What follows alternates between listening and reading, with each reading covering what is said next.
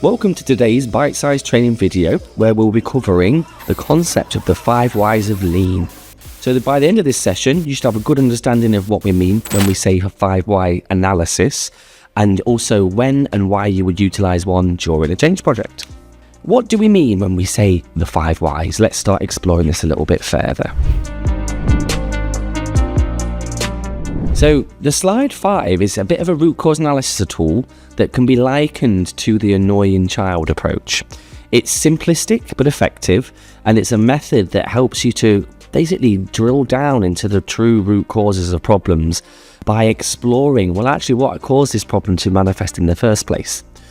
This stops people putting a temporary fix on things like a bit of a band-aid that may be like, yeah, it might fix it for now, but that problem's only going to reoccur again in 2-3 weeks time down the line. So as you can see on this particular slide here, we've provided a bit of a visual as into how and why the 5 whys work. So in this example, at the top of the funnel, you've got a problem. And then as you can see, as you move down into the neck of the funnel, this is where it talks about breaking down the problem and understanding the work. And this is where process mapping comes into this. So if you wanted to learn more about that, we have separate videos on process mapping. But it's a key point really before you can really proceed, is that you kind of got to have that done first. Then you can start to look at where the points of occurrences are, as in where the problems are happening. And then you drill into the 5 why. So why is it occurring? Why? And just keep going. It's a bit of a misleading tool because in theory, you might need to ask 10 whys or 20 whys, or you might be there in 3. So they just call it the 5 whys because it's just generally a nice term, but don't let that fool you. Don't stop at 5 if you've still not got to the root cause. Just keep going. Like you say as well, don't keep pushing yourself to get to 5 if you think you've already got it within 2. Then basically you'll identify the points of occurrence and start to see what we can do about them. So this slide helps to provide some additional information about what occurs at each stage as identified on the previous slide.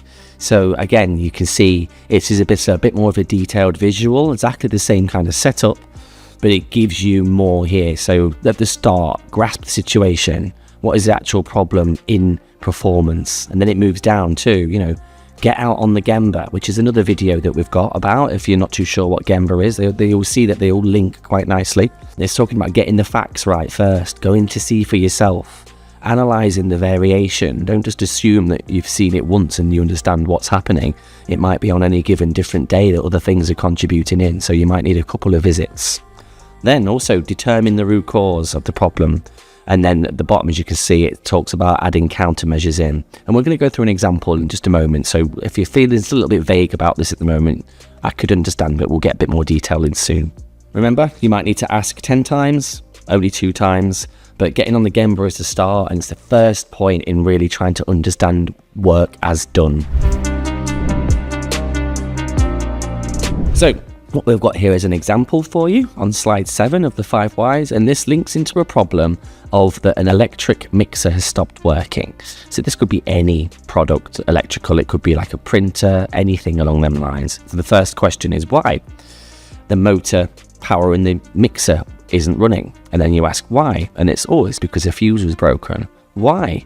And then it's because the motor drew too much current at that particular moment in time. Why? And it's actually because the motor was overloaded at that moment. And then why? Well, the material that was being put into the actual machine to press it or drill it was of too high a weight or density and caused the overload.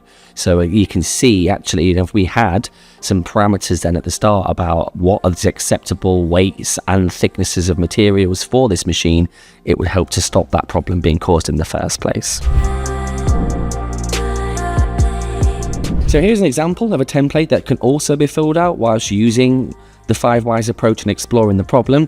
I appreciate that sometimes when you're there, you need some kind of documentation to capture in and feed the whys into each other. And if you're just going to watch, it might be difficult to remember all of the sequence of events when you get back to try to write it up.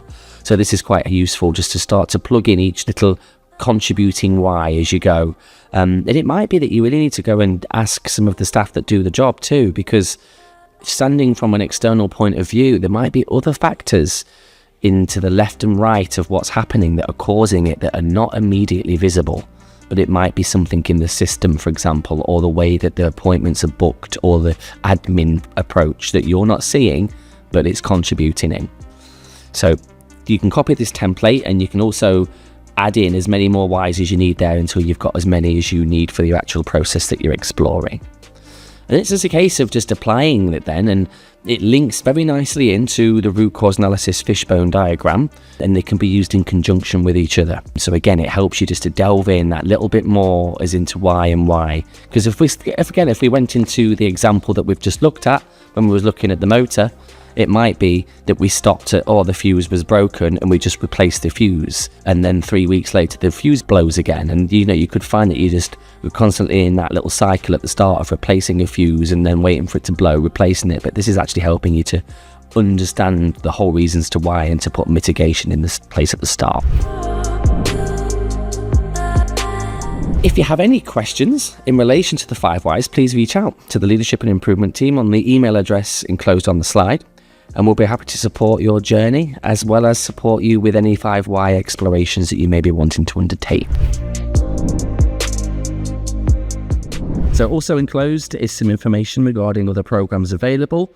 Some of them are looking at different quality improvement courses and different leadership courses. Some of them are half days, some of them go all through to full days, and it's the variety of that's there really. It's up to you, I think, on maybe about identifying which ones you need next. So many of the courses as well, we have CP accredited, and we're also looking at getting more of them accredited in the near future. We're going to keep you updated on anything else that we have via marketing from Strive. Please do get in contact if you need us following this training. Thank you very much.